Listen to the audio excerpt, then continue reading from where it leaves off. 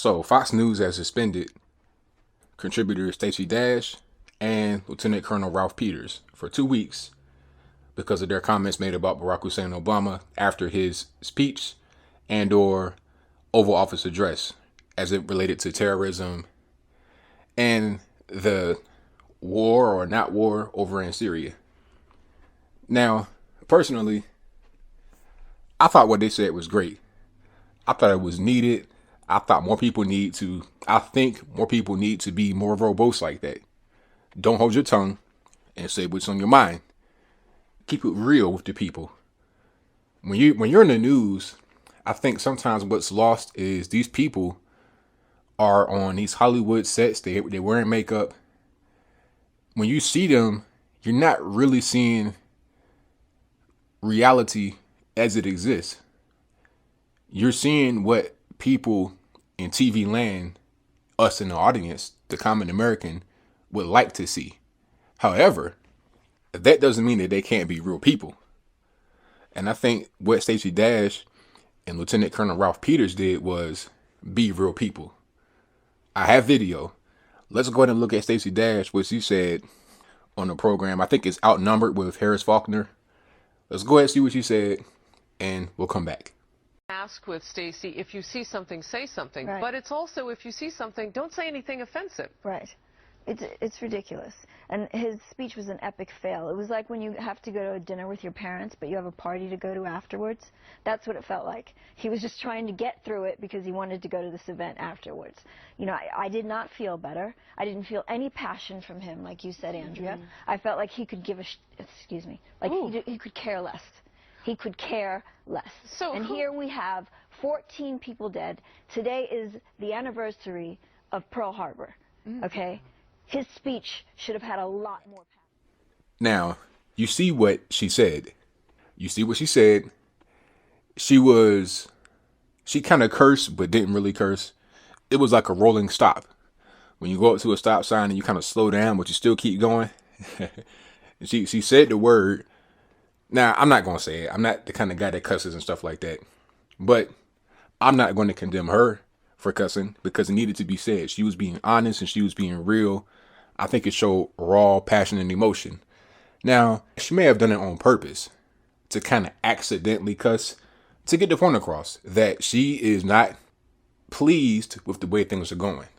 And I think that sentiment is shared throughout America. I think the average person in America is not happy with the way things are going.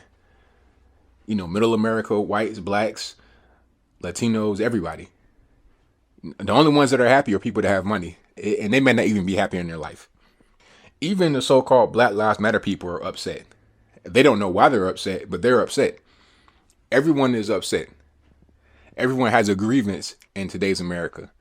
And it all can be laid at the feet of one Barack Hussein Obama. Put it on his desk. It's his fault. His policies and or his lack of action, his inaction, has led to a lot of discontent in America.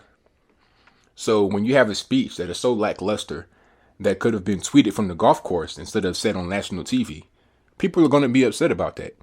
Especially with so much terrorism and crime and just general lack of a cohesive country that we see.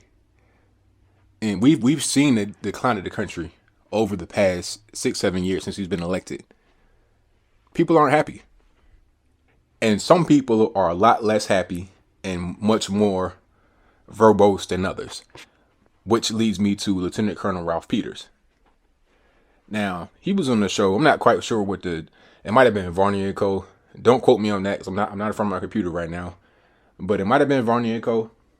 And the host asked him about the speech. This is what he said. Roll it. It's going up.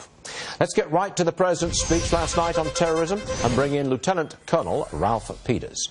Right, Ralph, I have a question for you. I know you watched last night. I want to know, what were you saying to the TV as the president was speaking? What was your commentary as the president's speech unfolded? Well, first of all, he keeps speaking about we can't give in to our fears. Don't be afraid. look, Mr. President, we're not afraid. We're angry. We're pissed off. We're furious. Yes. We want you to react. We want you to do something. You're afraid. I mean, this guy is such a total pussy. It's stunning. And, you know, we the people, the American people, whom he does not know in any intimate sort of manner, we want action. We want action against Islamic State. And then, when the president is telling us, you know, he is going to destroy ISIS. This is a president who has done more harm to American police departments than he has done to Islamic State. This is a president who restrains our military. He uses it not to defeat ISIS, but for political purposes, for political cover. This is a president who doesn't want to hurt our enemies. This is a president who cares more about thugs in Guantanamo or thugs in Ferguson, Missouri, than he does about law-abiding American citizens and their Ralph, right to live in safety and peace. I can tell you are super angry, and I asked you what your reaction was, but I got to call you. You can't use language like that on the program, okay? I'm sorry. Okay, accept that. Now, moving on. Now, you see what he said. Again, I'm not going to repeat it for you, but you see what he said. Now, again, I'm not the kind of guy that uses that kind of language, but I 100% feel him. I understand where he's coming from. Because people, once again, are upset. They're sick and tired of the games that this man in the White House plays. And Ralph Peters obviously is a military guy. Lieutenant Colonel Ralph Peters comes from a military background.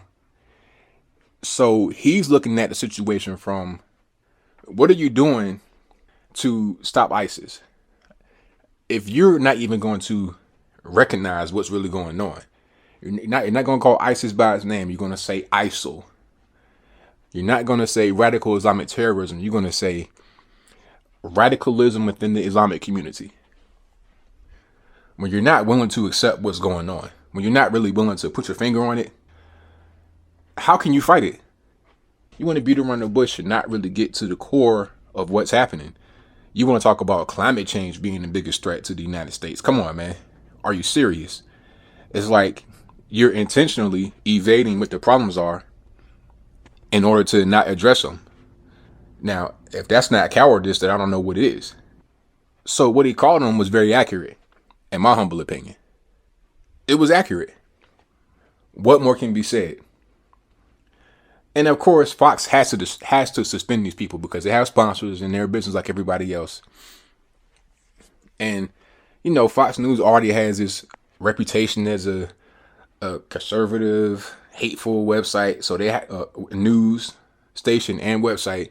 So they have to suspend them. But really, this has raised their stock. It's kind of like when Donald Trump says the thing about quote unquote Muslims, which I do a video on that. And I may post the annotation right here so you can link to that video where I talk about that. But it's just like Trump. When people say things that seem to be kind of rude or crude or politically incorrect nowadays, it resonates because people are fed up with being fed this PC narrative. At a certain point, we want you to be real. We don't want you to be rehearsed. We don't want you to be so makeup and glossy. We want you to be a real person. And that is what Stacey Dash and Lieutenant Colonel Ralph Peters keyed into. That's all I got to say for this video. If you like what you heard, please rate, comment, share, subscribe. Peace.